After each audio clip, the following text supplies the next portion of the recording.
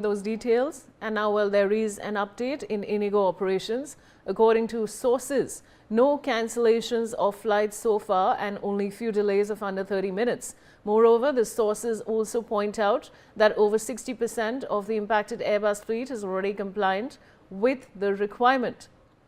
Let's in fact take a closer look at the Airbus A320 fleet in operation globally and how this will recall will affect flight operations globally. So let me take you through those details, viewers. All right. Now the Airbus A320 recall, what, viewers, will be the impact is what we're discussing today.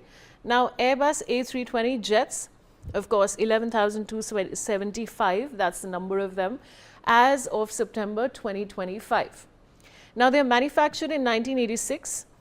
Of course, the present ones are manufactured in that year. The introduction date is 18th of April 1988. We're also showing you visuals of the aircraft. First flight 2022, February 1987. So that's very interesting trivia, viewers. In 1987 is when the first flight took place. The variants are Airbus A318, Airbus 319, Airbus 321. Now commercial service with over 375 operations. So those are the details. Now primary users, let's first now discuss the primary users of the Airbus. American Airlines, China Eastern Airlines, Indigo and EasyJet. Indigo is the largest customer with 930 on order. So Indigo is the largest customer. Very interesting details, viewers. A lot of us don't know about these things really. Now, 5 largest operations: American Airlines 486, China Eastern Airlines 390, Indigo 360 and EasyJet at 357, China Southern Airlines 345. All right, viewers. So, of course, these are all the details that we're sharing with you. And of course, as we told you about all of that interesting trivia that I told you a lot of us don't know about. And of course, now I have Captain Ehsan Khalid, aviation expert. He's a veteran IF pilot with experience of over 40 years. All right. And of course, he's joining me on the broadcast. And well, now my first question to you is that, of course, this is a big development. I'd like your opening comments.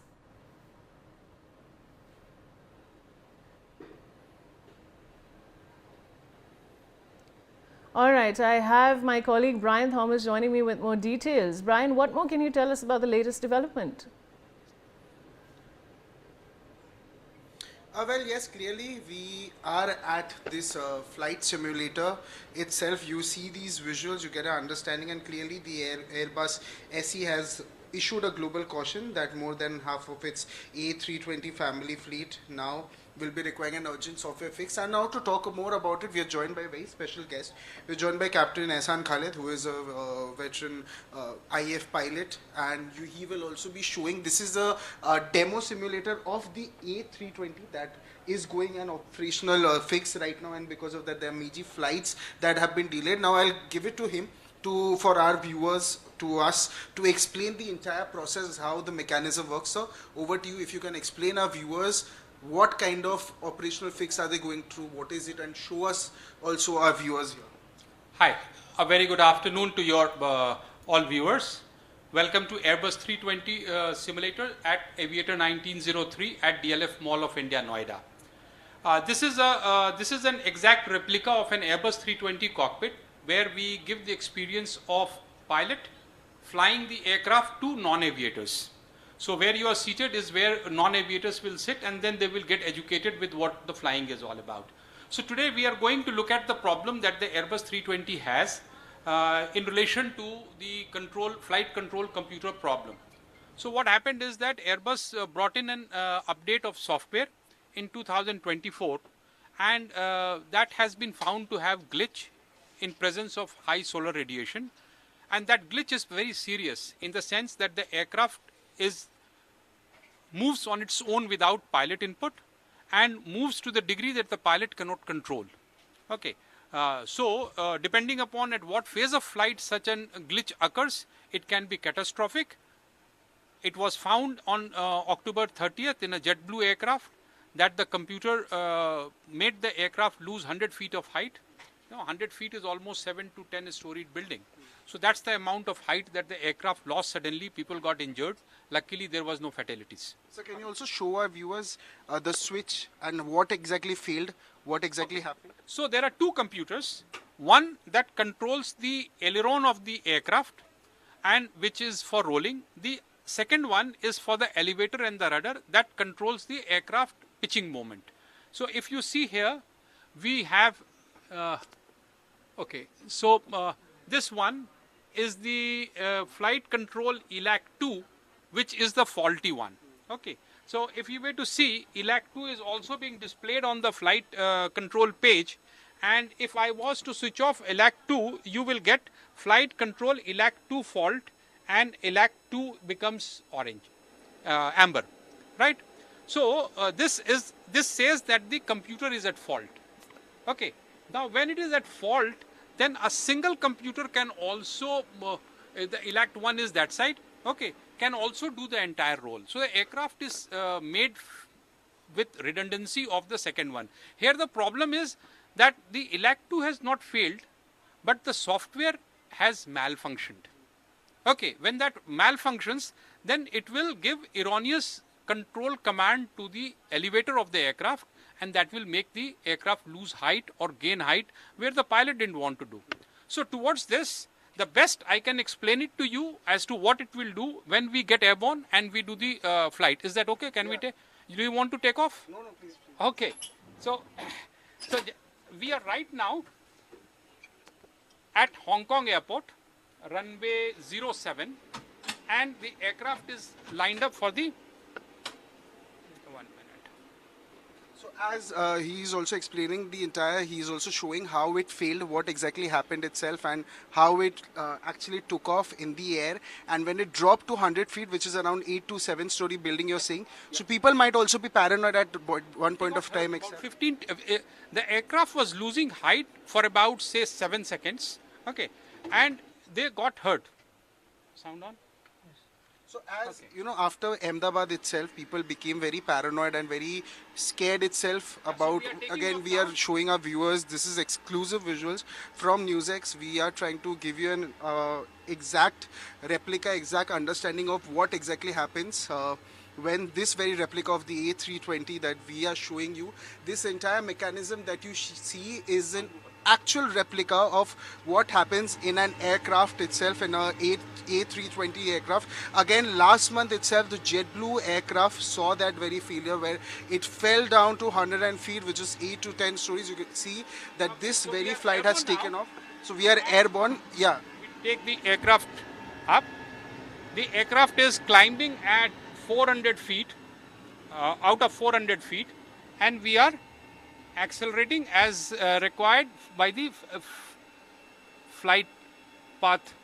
So this is the speed of it. So this is from where we give command to the computers as to what speeds they should maintain. Okay. So now suppose if there is an ELAC 2 failure, right? Then what? We need to be. If it happens now, it would be very difficult to control. Okay. Because it is at a lower altitude, right? But we would try to turn. Now you see the aircraft. This is the exact place that I would like you to see. Okay. Wait a minute. Okay. And what exactly is this? If you can also explain our viewers. This is the thrust lever. Okay. Auto throttle is what controls. So aircraft maintains the speed that we want it to maintain. We give a command to speed from here. What altitude we want to climb, where if we are turning. Now I want your viewers to see this control stick. Okay. Yeah. So there are two. This is called side stick of the Airbus 320.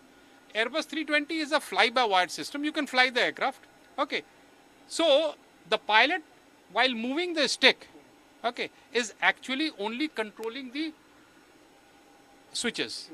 The aircraft responds because this switch input is converted to electrical signal and then taken out to the control surfaces. That is where it turns into a physical movement by hydraulic actuator. Now, which is the unit computer? So this is the ELAC 1. that is responsible for the control inputs that we need to give. Okay. So you've increased the speed So- itself? So I have increased the speed. Okay, and now we are at 2000 feet. If you look outside, I want your camera to focus there. If the pilot was to fly and have a problem with the ELAC Yeah. system, so ELAC system, it will tell you and it will go on to ELAC 1 and there will be no problem here. That is when the system is totally gone wrong. Okay, but that is not what happened. Okay, we will revert it. Okay, now I want you to look outside. Okay, and the aircraft suddenly, by no pilot input, look outside, and for 7 seconds, what it did was, look at this. Okay, it's going down. Right, look at this. Right, so that if aircraft does this without pilot input, okay, it is a very dangerous situation. Right. Sometimes if it was ELAC 1, if it wasn't working, the aircraft without pilot input will do this. So it's going down, right? Right. So this is an uncommanded movement which the pilot did not want to do. So obviously the passengers would be moving around, they would not know as to what has happened. Okay, I will reduce the speed and we will come on to finals, and I want you to understand that the same input when it is on lower altitude, or when you are okay, when you are at a lower altitude, the same problem can actually magnify. Okay. You So that becomes more deadly or dangerous itself? yes, then it will be very dangerous because you don't have time. Right now we were at 2000 feet. If the same thing like the aircraft nose pitches down at 1000 feet or 500 feet, aircraft will go into ground before it can recover. So we'll try to demonstrate that. We are turning now towards the runway. Okay. Ideally, I would want you to fly because this is the experience that we give to our people so that they can fly the aircraft. Okay. And feel what pilot feels in the cockpit. And you know, we do not have a lot of time in recovery in many cases. Okay. So right now we are turning towards the runway. Okay. And we would take the gear down. Okay. We will also take the flaps down. Okay. Okay, it means we are going towards the runway. We are going. We are trying to configure the aircraft towards. So as you're showing also that this is how we are descending now towards the air. Now we are descending. Towards the runway itself. Yes. So now if there is a problem that happens at the ELAC that JetBlue faced, if it happens while it is landing or it is taking off, then it becomes very dangerous or it becomes very deadly, you're saying? Yes. Now see, the aircraft is descending towards the runway. Okay. At this altitude, if it was to be, एक minute, let me, okay, come to speed 160. Okay. So, if the aircraft, the same thing what happened to JetBlue, okay, if it happened on an approach like the aircraft is totally on to finals and stabilized, everything is fine, and suddenly, without pilot's knowledge, without pilot's happening, if the aircraft on its own does this, look outside, this one, this will become such a dangerous thing to happen, right? It becomes very dangerous. And is there a chance, if it's something like this happens now, is there a chance to come back from it? Right now I demonstrated that we came out of it, isn't it? So the aircraft, depending upon where it happens, like it happened at 1300 feet. If it happens at 200 feet, you think I would be able to recover? No, because there is no time. Are you understanding this? Okay. So the aircraft, the same event that happened at 35,000 feet, if it was to happen on just after takeoff or just after before landing, it is catastrophic. That's what the demonstration is all about. Thank you so much, sir, for speaking to us. All right. So we are now on the finals to the Hong Kong airport. Correcting.